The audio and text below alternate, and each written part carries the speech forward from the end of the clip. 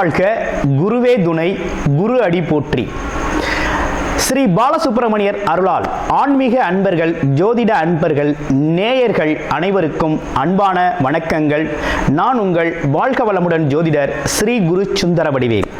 இப்போ பார்த்தீங்கன்னா இந்த வருடத்தின் 2025 மூன்றாவது பெயர்ச்சியான ராகு கேதுக்களின் பெயர்ச்சியை பற்றி முழுமையாக பார்க்க இருக்கிறோம். இவங்க பார்த்தீங்கன்னா வருகின்ற மே மாதம் 18ஆம் தேதி ஞாயிற்றுக்கிழமை பெயர்ச்சி ஆகுறாங்க. மீன ராசியிலிருந்து கும்ப ராசிக்கு ராகு பகவானும், அதே நேரத்தில் கன்னி ராசியில் இருக்கக்கூடிய கேது பகவான் சிம்ம ராசிக்கும் பெயர்ச்சி ஆகுறாங்க. இவங்க எப்போதுமே பார்த்தீங்கன்னா ரிவர்ஸ் டைரக்ஷனில் தான் இவங்க பெயர்ச்சி பலன் அப்படிங்கிறது இருக்கும். ராகு கேதுக்கள் சாயா கிரகங்கள் அப்படின்னு சொல்லக்கூடிய இவங்களோட பலன்கள்லாம் எப்படி இருக்கும் அப்படின்னு பார்க்கையில் அதுக்கு முன்னால் ராகு கேதுக்கள் எப்படிப்பட்டவர்கள் அப்படிங்கிறதையும் சின்னதாக நம்ம தெரிஞ்சுக்கலாம். ராகு அப்படிங்கிறவர் பார்த்தீங்கன்னா உலக போகங்களை அனைத்தையும் கொடுத்து பிற்பகுதியில் அதற்கான அனைத்து விதமான வாய்ப்புகளையும் கொடுப்பார். ராகு உலக போகங்களில் அனைத்து விதமான வாய்ப்புகளையும் கொடுத்து பிற்பகுதியில் அதன் மூலமாக சின்ன சின்ன தவறுகளை செய்ய வச்சு சிறு தண்டனைகளையும் கொடுக்கறது மட்டும் இல்லாமல் கொடுக்கிறவர் தான் ராகு. கேது அப்படிங்கிறவர் பார்த்தீங்கன்னா ஆரம்பத்திலேயே பல்வேறு விதமான கஷ்டங்களையும் துன்பங்களையும் இன்னல்களையும் கொடுத்து தன்னோட பிறப்பின் நோக்கத்தை அறிய செய்து பிறகு அவங்களுக்கான வசதி வாய்ப்புகளை கொடுக்கிறவர் தான் கேது பகவான். இருவருமே ஒருத்தருக்கொருத்தர் பெரிய பலம் வாய்ந்தவர்களாக இருக்கிறாங்க. ஜோதிடத்தில் எல்லாரையும் விட மிகவும் பலம் வாய்ந்தவர் ராகு பகவான் இருக்கிறார். அதை விட ஒருபடி மிஞ்சி கேது பகவானும் இருக்கிறார். இப்போ இவங்களை தாண்டி மிகப்பெரிய விஷயங்களை இந்த ஜோதிடத்தில் செய்ய முடியாது. இந்த ராகு கேதுக்கள் அப்படிங்கிறது பார்த்தீங்கன்னா சந்திரன் சூரியனை நெருங்கி செல்லுது அப்படின்னா சந்திர கிரகணம், சூரிய கிரகணம் அப்படிங்கிறது ஏற்படக்கூடிய ஒரு அமைப்பு இருக்குது. அடுத்து ராகு கேதுக்களுக்கு இடையில ஒருத்தரோட பிறப்பு ஜாதகத்தில் கிரகங்கள் அனைத்துமே அடைபட்டு போச்சு அப்படின்னா கால சர்ப்ப தோஷம் அப்படிங்கிற ஒரு பாதிப்பு ஏற்படும். இந்த காலகட்டத்தில் உங்கள் ஜாதகத்தில் எந்த கிரகம் உச்சம் ஆட்சி பெற்று வலிமையாக இருந்தாலும் அதோட பலன்களை முழுமையாக நம்ம அனுபவிக்க முடியாது அப்படிங்கிற ஒரு சூழ்நிலை இருக்குது. இப்படிப்பட்ட கிரக அமைப்புகளோடு இருக்கக்கூடிய ராகு அப்படிங்கிறது பாட்டனார் சம்பந்தப்பட்ட வம்சவழி சம்பந்தப்பட்ட விஷயத்தையும், கேது அப்படிங்கிறது ஆன்மம் உள்நிலை சம்பந்தப்பட்ட விஷயத்தையும், அம்மா வர்க்கம் சம்பந்தப்பட்ட விஷயத்தையும் குறிப்பெடுத்து தரக்கூடிய ஒரு அமைப்பு அப்படிங்கிறது தான் ராகு கேதுக்கள். இப்படிப்பட்ட ராகு கேதுக்கள் என்ன விதமான பலன்களை தர இருக்குது, இதில் உங்களுடைய ராசிக்கு இந்த பெயர்ச்சி பலன்கள் எப்படி இருக்குது அப்படிங்கிறத முழுமையாக இப்போ பார்க்க இருக்கிறோம். துலாம் ராசி காலச்சக்கரத்தின் 7வது ராசியான துலாம் ராசிக்கு என்ன விதமான பலாபலன்கள் இருக்குது அப்படிங்கிறத பற்றி முழுமையாக பார்க்க இருக்கிறோம். அப்படி பார்க்கையில் இந்த காலகட்டத்தில் என்ன விதமான விசேஷங்கள் துலாம் ராசிக்கு நடக்க இருக்கு இந்த ராகு கேது பெயர்ச்சி. ராகு கேது அப்படின்னாலே பார்த்தீங்கன்னா நிழல் கிரகங்கள் அப்படின்னு சொல்லக்கூடிய வகையில், அதாவது இவங்களுக்கு தனியாக ராசி கட்டத்தில் இடமோ வீடோ கிடையாது. இவங்க எந்த இடத்துல பெயர்ச்சியாகி அமர்றாங்களோ அந்த இடத்தோட பலனை முழுமையாக அனுபவிக்க செய்வாங்க. அந்த இடத்துக்கான கர்ம பலன், நல்வினையோ தீவினையோ அதை அதிகப்படுத்தி கொடுக்கக்கூடிய ஒரு அமைப்பு அப்படிங்கிறது இவங்களுக்கு இருக்குது. அப்படி பார்க்கையில் கடந்த காலத்தில் எப்படி இருந்துச்சு அப்படின்னா 6, 12ஆம் இடங்களில் ராகு கேதுக்கள் அமர்ந்திருந்தாங்க. 6, 12 ராகு கேது அமர்வது கிட்டத்தட்ட நல்ல விஷயம்தான். ஒன்றும் பெரிய சிக்கலான விஷயங்கள்லாம் கிடையாது, நல்ல விஷயங்கள் தான் நடந்தது.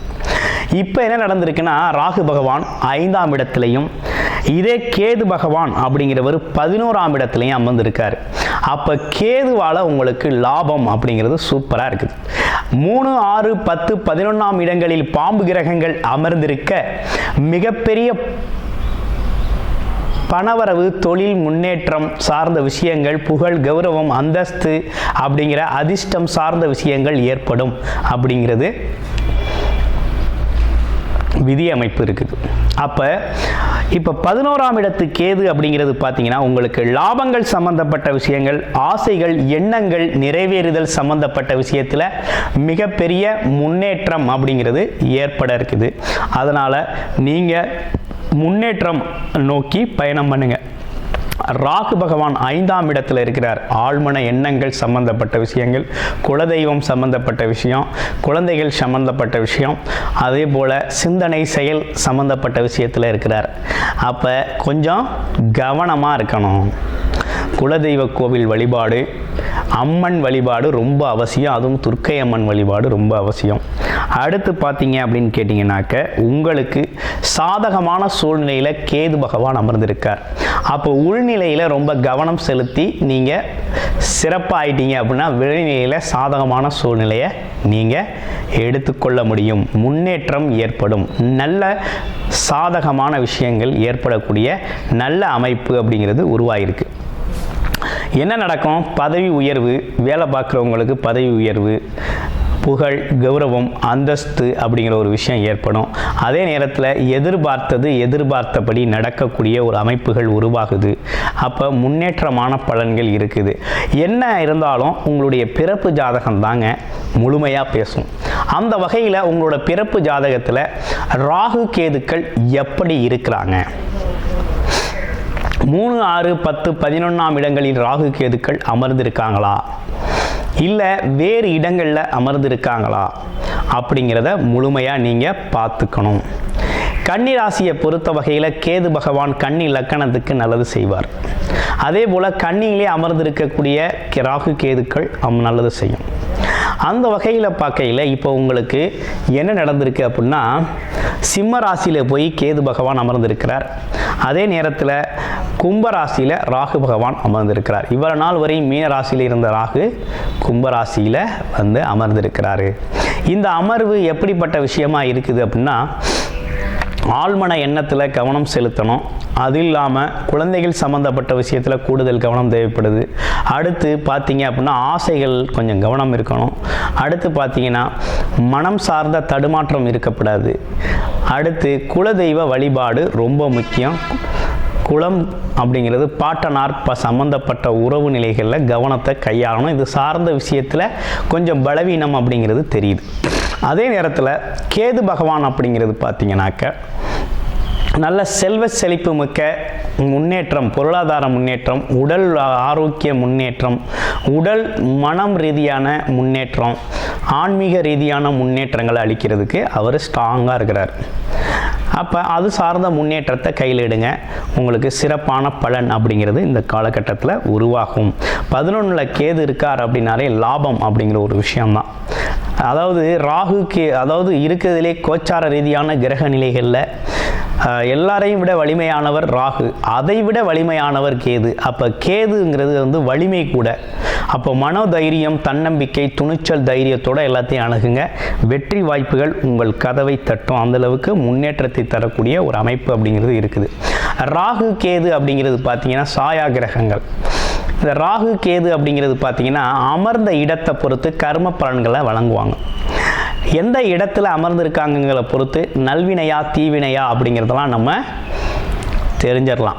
இப்போ பாட்டனார் வகையில் சிக்கல் இருக்குது. நம்மளோட முற்பிறவியில் செஞ்ச பாவ புண்ணிய கணக்குகள்லாம் எப்படி இருக்குது அப்படின்னா இப்போ ராகு அமர்வை வச்சு தெரிஞ்சுக்கொள்ள முடியும். அதே போல் கேது அமர்வு எப்படி இருக்குது அப்படின்னா உள்நிலையில், மனநிலையில், ஆத்ம நிலையில் நம்ம எப்படி இருக்கோம். ஆமாம், அதே போல் நம்மளோட பார்த்தீங்கன்னாக்க அம்மா பிறந்த இடம், அதாவது பாட்டியார் வகை. அது மட்டும் இல்லாமல் இன்னொரு விஷயமும் நீங்கள் தெரிஞ்சுக்கணும். என்னன்னு கேட்டிங்கன்னா இந்த காலகட்டத்தில் மாமன் வர்க்கம் சம்மந்தப்பட்ட விஷயங்கள்லாம் எப்படி இருக்கும் அப்படிங்கிறதையும் நீங்கள் முழுமையாக தெரிந்து கொள்ள முடியும். அப்போ இதெல்லாம் தெரிஞ்சுக்கணும். இது சார்ந்த நல்ல விஷயங்கள், கெட்ட விஷயங்கள் எப்படி நடக்கும் அப்படின்னா நீங்கள் அந்தந்த காலகட்டத்தில் இருக்கக்கூடிய அமைப்புகளுக்கு ஏற்றார் போல் உங்கள் பிறப்பு ஜாதகத்தில் அது ஸ்தானபலம் பெற்றிருக்கும். எந்த இடத்துல இருக்கோ அந்த இடத்தை பலவீனம் அப்படிங்கிறது நம்ம தெரிஞ்சு கொள்ள முடியும். அப்போ பலவீனம் அப்படின்னு ஒன்று அமைஞ்சிருச்சு அப்படின்னாக்களே நம்ம தெரிஞ்சிடலாம். அப்போ இந்தந்த பாவகங்கள் பலவீனமாயிடுச்சு, இது சார்ந்த காரகங்களை நம்ம அனுபவிக்க தயாராகிட்டோம். அப்போ அதற்கான பரிகாரங்களை தேடிக்கொள்ளலாம். தேடிக்கொள்றதுல நம்ம முழு முயற்சி எடுக்கலாம். இப்போ துலாம் ராசியை பொறுத்தவரை பரிகாரம் அப்படின்னா ராகு பரிகாரம் செய்யணும். ராகு பரிகாரம் அப்படிங்கிறது ரொம்ப முக்கியம். அப்போ துர்க்கையம்மன் வழிபாடு அப்படிங்கிறது முக்கியம். ராகு ஸ்தலத்துக்கு போயிட்டு வந்துடுங்க. ராகு ஸ்தலம் போயிட்டு வந்துடுறது அப்படிங்கிறது ரொம்ப முக்கியம். அப்போ இந்த காலகட்டத்தை ராகு கேது பயிற்சி உங்களுக்கு சாதகமாக இருக்கா பாதகமாக இருக்கா அப்படின்னா, ராகுவை குரு பார்க்குறாரு. இந்த வருஷத்தில் பார்த்தீங்கன்னா துலாம் ராசியை பொறுத்தவரையில் குரு பார்வை ரொம்ப அம்சமாக அமைஞ்சிருக்குங்க. ஏன்னா உங்கள் ராசியே குரு பார்க்குறார். அது மட்டும் இல்லாமல் 3ஆம் இடத்தை குரு பார்க்குறார், 5ஆம் இடத்தை பார்க்குறாரு.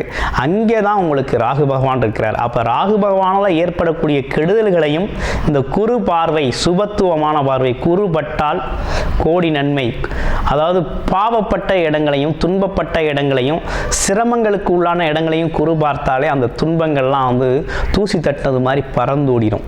அப்படிப்பட்ட இடத்தை குரு பகவான் பார்க்கறதுனால இந்த ராகுவால் ஏற்படக்கூடிய சிக்கல்களும் பார்த்தீங்கன்னா கிட்டத்தட்ட அவ்வளவாக உங்களை பாதிக்காது அப்படிங்கிறது மாதிரி இருக்குது. ஆனால் அதனால் சாதகமான சூழ்நிலை ஏற்பட்டிருக்கு. சனி பகவானும் பார்த்தீங்கன்னா ராகுவுக்கு இடம் கொடுத்த சனி பகவான் 6ஆம் இடத்துல போய் அமர்ந்திருக்கிறார். கெட்ட கிரகம் 6ல் மறைகிறது ரொம்ப நல்லது தான். எதிரி, வம்பு, வழக்கு, பிரச்சனைகள், கோர்ட்டு, கேஸ்து இது எல்லாம் பார்த்தீங்கன்னா கொஞ்சம் வலிமையாக நீதி நேர்மையோடு ஜெயிக்கக்கூடிய ஆற்றல் அப்படிங்கிறது இருக்குது. அப்போ பலம் அப்படிங்கிறது உங்களுக்கு நல்லாவே இருக்குது. வேலையிலையும் நல்ல முன்னேற்றம் இருக்குது. வேலை சார்ந்த விஷயத்தில் எதிர்பார்த்த அளவுக்கு முன்னேற்றம் இருக்கும். உங்கள் திறமைகள் அனைத்தும் வெளிப்படும். அந்த வகையில் ரொம்ப சிறப்பாக இருக்குது. நீதி நேர்மைக்கு பேர் போன நீங்கள் இந்த காலகட்டத்தில் உண்மை, உழைப்பு, உயர்வு அப்படிங்கிறது உயர்வாகவே நடக்கக்கூடிய நல்ல அமைப்பு, சாதகமான சூழ்நிலை அப்படிங்கிறது ஏற்பட்டிருக்கு. ராகு கேதுவ பயிற்சியால் உங்களுக்கு முன்னேற்ற பலன்களே ரொம்ப அதிகமாக இருக்குது. சாதகமாக பயன்படுத்தி கொள்ளுங்கள். உங்களோட பிறப்பு ஜாதகத்தில் ராகு கேதுக்களின் அமர்வு நிலை எப்படி இருக்குது, அதோட பலன்கள் எப்படி இருக்குது, இப்போ அதற்கான தசாபுத்தி அமைப்புகள் இருக்கா அப்படிங்கிறத முழுமையாக தெரிஞ்சுக்கணும் அப்படின்னு விருப்பப்பட்டீங்க அப்படின்னா நீங்கள் டிஸ்பிளேல தர்ற நம்பருக்கு கால் பண்ணி உங்களுடைய பிறப்பு ஜாதகத்தை முழுமையாக நீங்கள் பார்த்து தெரிந்து கொள்ளலாம். அந்த வகையில் ரொம்ப சிறப்பான சேவை அப்படிங்கிறது நடக்குது. அடுத்து பாருங்கள், இந்த காலகட்டத்தில் நீங்கள் செய்ய வேண்டிய விஷயங்கள் என்ன அப்படின்னா, ஆஞ்சநேயர் வழிபாடு அப்படிங்கிறதையும் நீங்கள் செஞ்சுக்கணும். அதே நேரத்தில் பார்த்தீங்க அப்படின்னா துர்க்கை அம்மன் வழிபாடு அப்படிங்கிறதையும் தொடர்ச்சியாக நீங்கள் செஞ்சுக்கிட்டு வரணும். செஞ்சுக்கிட்டு வந்தீங்க அப்படின்னா உடல் மனம் ஆரோக்கியம் சார்ந்த விஷயமும் பொருளாதாரம் சார்ந்த விஷயமும் மிக சீராக ஒரே மாதிரியான ஒரு நல்லதொரு முன்னேற்றத்தை நீங்கள் சந்திக்கலாம். இவை அனைத்திற்கும் உங்களோட தசாபுத்தி அமைப்புகள் சப்போர்ட் செய்யணும். அப்போ பிறப்பு ஜாதகத்துக்கு என்ன தசாபுத்தி அமைப்பு இருக்குது அப்படிங்கிறத முழுமையாக பார்த்து அதற்கான முயற்சிகளில் ஈடுபட்டு வெற்றி காண்றது அப்படிங்கிறது சிறப்பு மிக்கதாக இருக்குது. நன்றி, வணக்கம், வாழ்த்துக்கள்.